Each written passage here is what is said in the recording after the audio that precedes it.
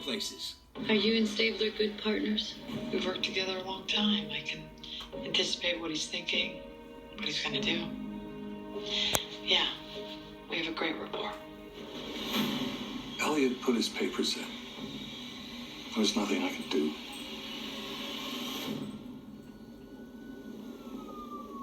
Liv! The SVU Organized Crime crossover event, April 1st on NBC.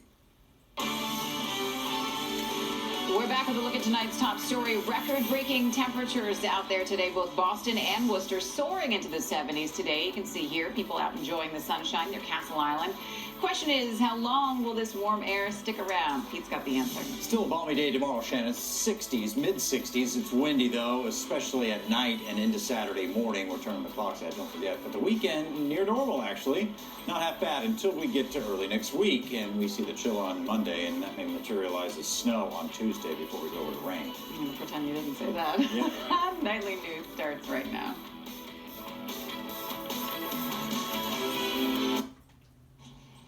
Tonight from Washington, D.C., our special coverage as the nation marks 1 year of heartache but looks forward with hope.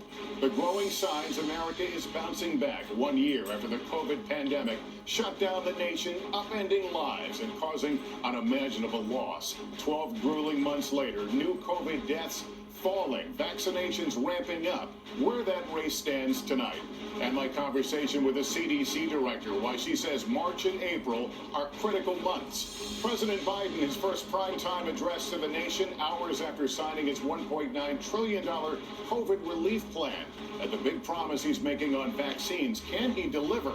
Our exclusive reporting, the stunning thing virus hunters in Wuhan discovered about the months before the first confirmed case.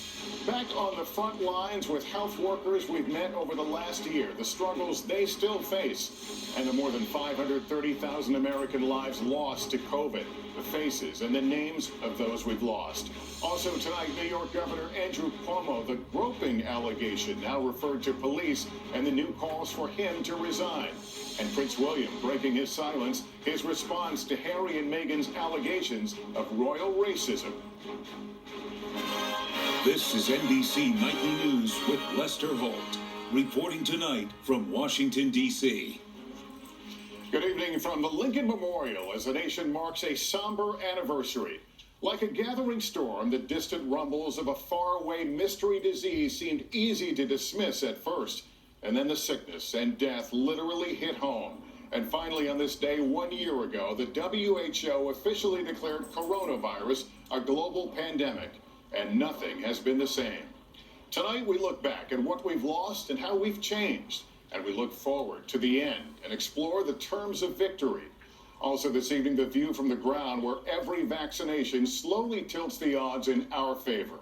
Tonight, why teachers are being moved up in the line for shots. I'll also share my one-on-one interview with the CDC director about why March and April are so critical as the nation marks COVID 1 year later. It has been a year of isolation, of missing loved ones, of struggling to make ends meet. A year of lines for food, for tests, and now for vaccines. Most of all, it has been a year of loss and heartbreak. How can you begin to mourn more than 500,000 lives? We lost our son, our 21-year-old son. We couldn't have envisioned any of this last January as cases climbed in Wuhan, and our team there was forced to evacuate. It's about 4 o'clock in the morning. We've received word that there's going to be effectively a full quarantine of the city. From there, COVID ricocheted around the globe. Italy became an early hotspot. So did Washington State, where the virus tore through this nursing home, foreshadowing the devastating toll it would take on our most vulnerable. Eventually claiming the lives of more than 170,000 residents and staff of long-term care facilities, including Sheila Curran's husband. I want more transparency. I want people to own up to their part in this. And I want him back. By then, the race for vaccines and treatments was already underway. So if you take a look under the microscope, as I saw at Regeneron headquarters, they are in the process of testing each antibody. Treatments would eventually come faster than anyone could have hoped or predicted. But back then, they were still months away. Our focus during that uncertain time, how to stay safe. What should we be conscious of? Walking through our newsroom, I had no idea it would be one of the last days it would buzz with activity. Within a week, New York descended into an eerie quiet, pierced only by the sound of sirens. Around the country, schools closed, shelves were stripped of basic necessities, travel ground to a halt, only just now beginning to rebound. So many essential workers have put themselves at risk for the greater good, from meat processing plants to America's highways. The truckers are coming, people. And of course, our doctors and nurses fighting a battle that often felt unwinnable. We cheered on our healthcare workers every night, but so many of them have told us they are exhausted and overwhelmed. If I infect my husband or my 4-year-old daughter, who I haven't hugged or kissed in weeks now, it'll be my fault. ICUs filled to capacity. Mobile morgues appeared on the streets of our cities. Minority communities the hardest hit. 172 over 96. We met Captain Rich Straub, a paramedic, in the midst of a grueling shift back in April. You're waking up and knowing that you're coming to work to deal with death all day. After months responding to 911 calls for severely ill COVID patients, he's now going door to door vaccinating the hardest to reach people.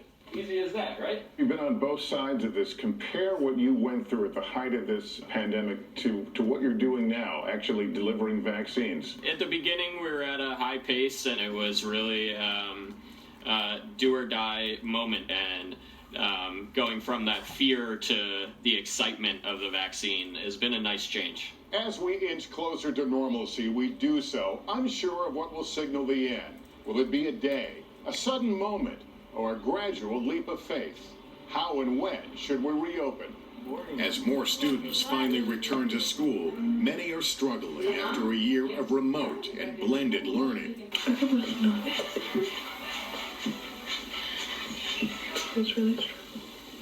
And it could take 2 more years to recover the estimated 22 million jobs lost. We had to choose between paying our car note and keeping a roof over our head.